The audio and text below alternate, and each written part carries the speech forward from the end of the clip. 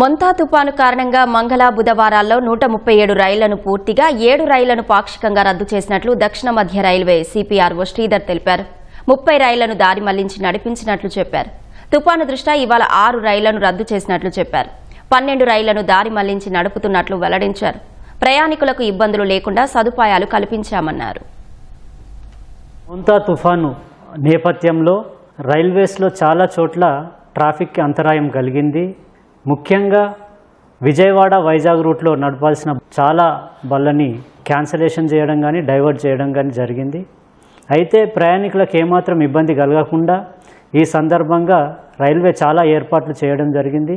ముఖ్యంగా important railway stations Secunderabad, Vijayawada ఇలా important stations అన్నిట్లో కూడా హెల్ప్ డెస్క్ పెట్టేసి ప్రయాణికులకి అక్కడ ఏదైనా సమస్య వచ్చినా డౌట్స్ ఉన్నా కూడా తీర్చేందుకు కూడా అవకాశం ఉంటుంది.